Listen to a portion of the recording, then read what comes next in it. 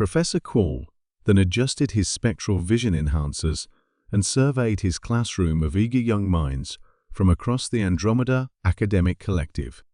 The bioluminescent lecture hall buzzed with anticipation as students from 17 different species settled into their learning pods, ready for another fascinating dive into galactic mythology. Today, class, we examine one of the most intriguing legends in our collected folklore. Quall then announced, his voice resonating through multiple frequency ranges to accommodate his diverse audience. The mythological beings, known as humans. A ripple of excited chittering passed through the students. Everyone loved Professor Quall's mythology courses, especially when he covered the more outlandish legends. Now, according to ancient transmissions, intercepted from the outer spiral arm, the professor continued, activating his holographic display. These fictional creatures were said to inhabit a small blue world they called Earth. The stories describe them as bipedal mammals with remarkably primitive physiology. Young Zik-7, a crystalline being from the Tau Ceti system, raised one of her prismatic appendages. Professor, didn't the transmissions claim these humans only had 2 eyes, and that they leaked salt water from them when emotional? The class erupted in melodic laughter, the sound of 17 different species expressing amusement simultaneously. Indeed, Zik-7 Professor Quall then chuckled, his gill slits fluttering with mirth. The mythology is quite creative. According to the legends, humans possessed only 2 optical sensors, positioned on the front of their heads, giving them extremely limited visual range. They also allegedly secreted various fluids to regulate body temperature and express emotions. Student Vorp, whose species communicated entirely through electromagnetic fields, pulsed a question. What about their supposed violence, Professor? The transmissions suggested they fought wars. Ah yes, perhaps the most fantastical element of human mythology, Quall then replied, his tone becoming scholarly. The stories claim these beings were constantly engaged in something called warfare, organized conflicts, where they would intentionally harm one another. Obviously, this is biological impossibility. No intelligent species could evolve past the primitive stage while maintaining such destructive tendencies. The professor gestured to his holographic reconstruction of a human, a somewhat inaccurate amalgamation based on fragmented transmissions. The creature stood upright on 2 limbs, with pale pink skin and perfectly symmetrical features that bore little resemblance to actual human diversity. Note the supposed inefficiency of their design, he continued.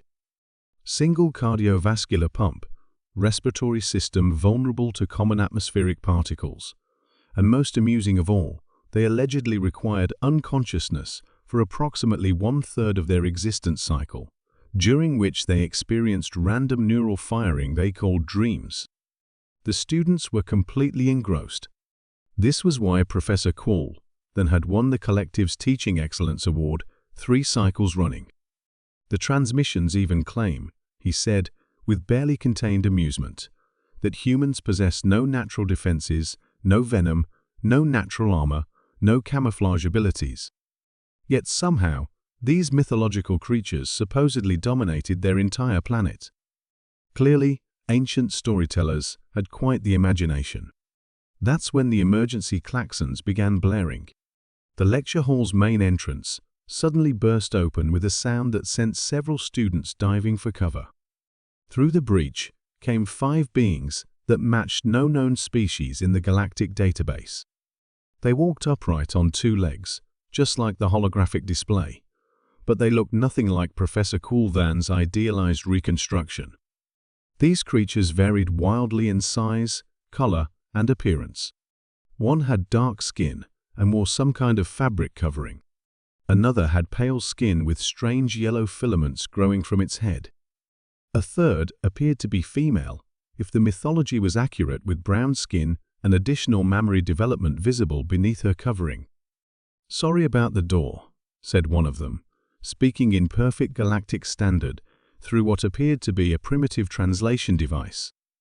Our escape pod's landing wasn't exactly precise. The lecture hall fell into absolute silence. 17 different species sat frozen, staring at what appeared to be living mythology.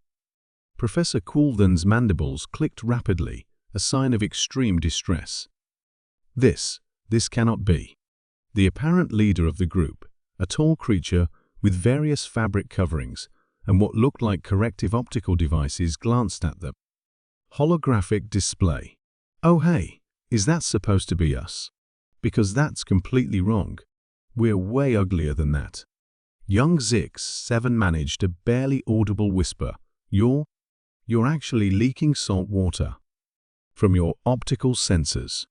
One of the humans, who had indeed begun crying from relief at finding intelligent life, laughed through her tears. Yeah, we do that. It's weird, but useful. Sometimes we leak water when we're happy, sad, angry, or watching movies about dogs. Student Vorp's electromagnetic field was fluctuating wildly. The violence mythology? The warfare? The humans exchanged glances. Oh, that part's totally accurate, said another human cheerfully. We're working on it though. Therapy helps. Also meditation. And international law, when people actually follow it. Professor Coulden slowly sank into his teaching podium, his worldview crumbling in real time. But you can't have achieved interstellar travel while maintaining aggressive tendencies. It's impossible. The species would destroy itself before reaching technological maturity. Well, funny story about that, said the human with the optical devices. We actually did almost destroy ourselves. Multiple times. We've got these weapons that can split atoms and… STOP, commanded Professor Coulden, his voice breaking across several octaves. I cannot. I will not. This completely contradicts everything we know about evolutionary biology and civilizational development. The lead human looked around the classroom with genuine curiosity. So you guys actually thought we were mythological? That's wild. What gave it away? The bipedal thing? The weird sleeping requirement? Oh, or was it the fact that we basically have no natural weapons, except being really, really stubborn? All of it, whispered Professor Coulden. Every aspect of human mythology defied known scientific principles.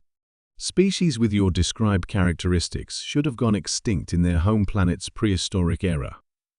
Yeah, we nearly did, admitted another human. Several times, actually.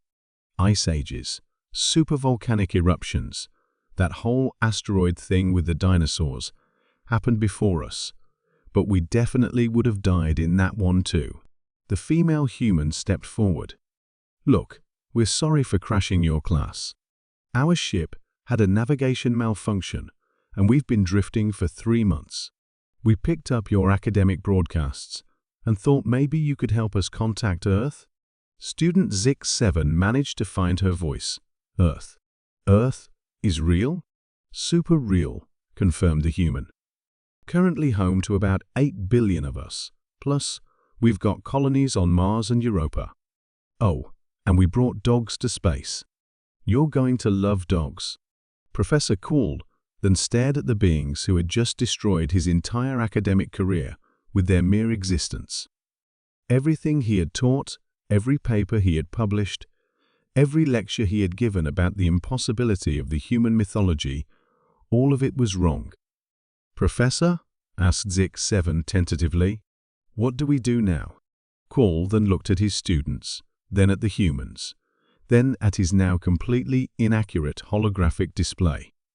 After a long moment, he began to laugh, a sound that started as academic hysteria and transformed into genuine amusement. Now, class, he said, we start over. And we learn about the most impossible species in the galaxy, who apparently exist anyway.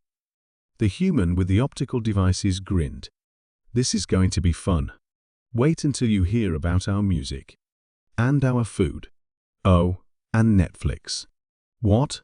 Asked Professor Coulden weakly. is Netflix, and thus began the most extraordinary mythology class in galactic academic history, taught by the myths themselves.